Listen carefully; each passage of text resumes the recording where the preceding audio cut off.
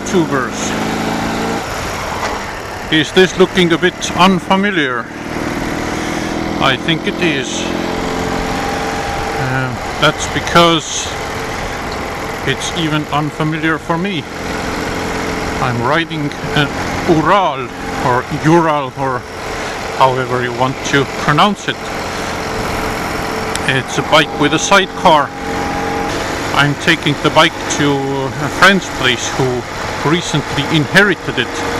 A sad event, but also a happy event because this has triggered him to make a motorcycle license.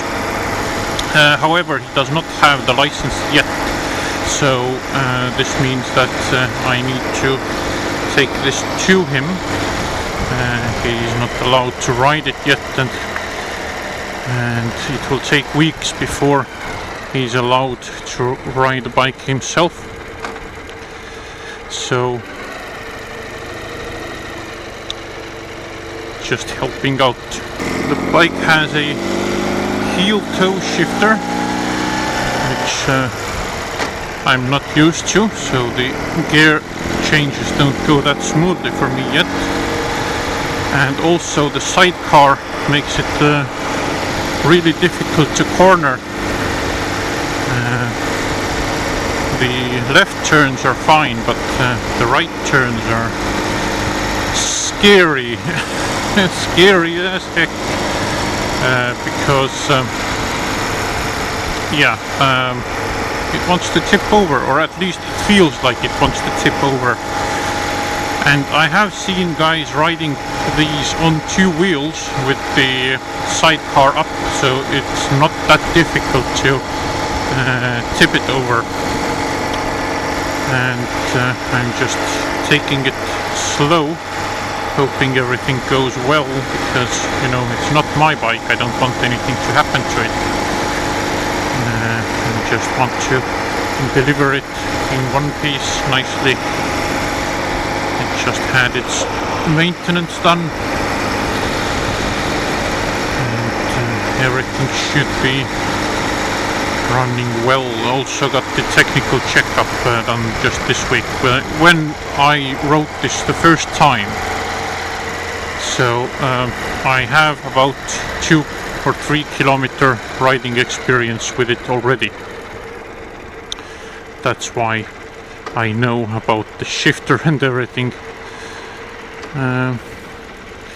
But yeah, interesting experience. Leaving the city now, speed limit 70. I've been instructed not to go over 70 with it. 80 at most. By the speedo I'm doing about 70 right now. The car in front is going about the same speed. The bike has only 4 gears, so I'm in top gear already. The bike is all over the place. Just going left and right, and every groove or every uneven part of the road affects it a lot more than a bike with 2 wheels. I'm leaning a lot to the right when going to the right, because the fear of tipping over. Luckily no one behind me, so I don't have to go fast. The speed limit here is already more than the recommended speed.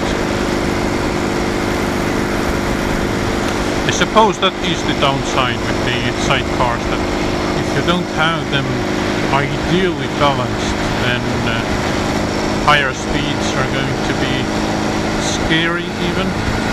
But also this bike is, though the bike is not very old, I'm guessing maybe 20 years, the technology it's built on is rather old. It's basically the same they have always been. Maybe the carbs are a little bigger, I'm not sure if the engine capacity has changed, but yeah. It has a drive shaft to the sidecar actually also, but that's disengaged. I'm not sure if you're even allowed to use it on highway, or if it's like creates a solid axle that would cause problems in the corners. It's basically meant for off-road conditions. So two-wheel drive motorcycle this is, occasionally. Now there are cars behind me. They will start passing quite soon, considering I'm going slower than the speed limit.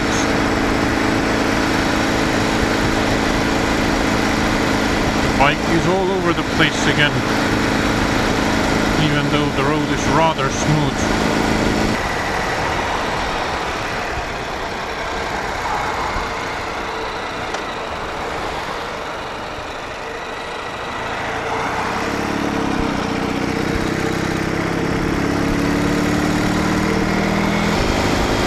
Smell of shit and birds.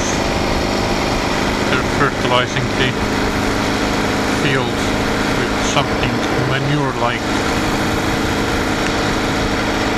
Manurish. It's a manurishment for the field. I am now in the town of Keila, and I'm thinking I will probably make a short stop here, because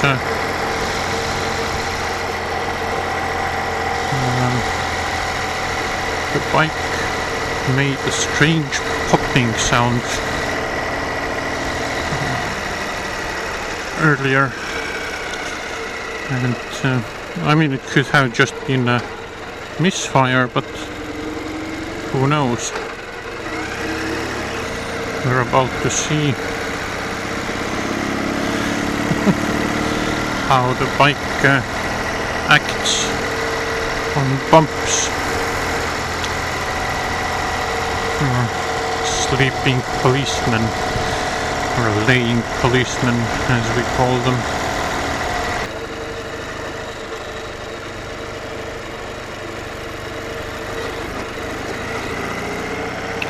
Well, not great, but not bad either.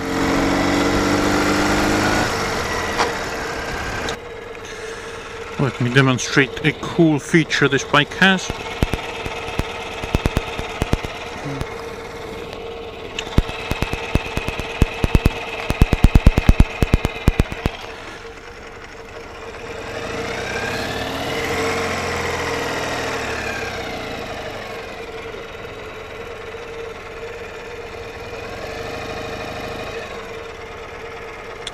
Yep, a reverse gear.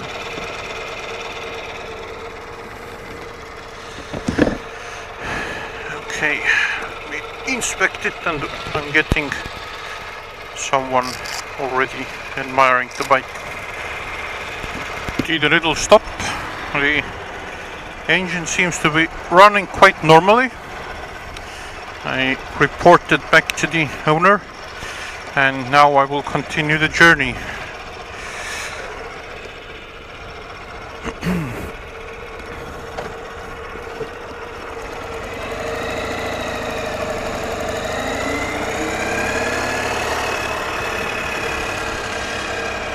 But I will definitely take it slow.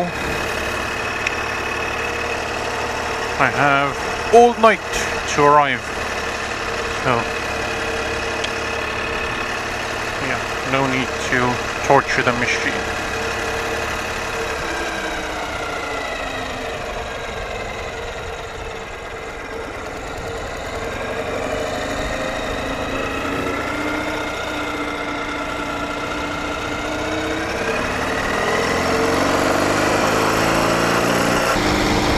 This is the life.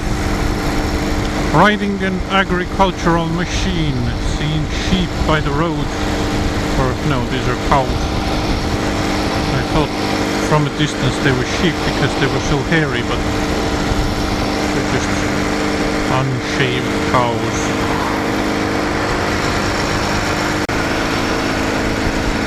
I need to let the bus past me.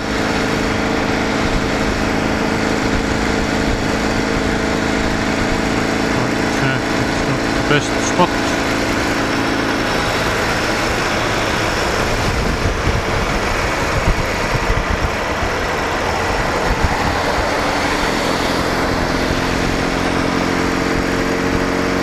It passed me before, but then they had to stop to take on passengers, and so I got ahead of it again.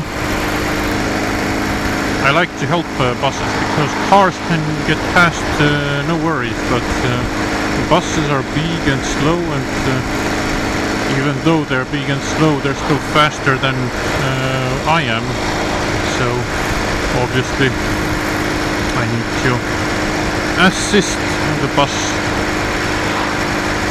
and now it's having to stop again, so soon I will need to find a place to let it past again.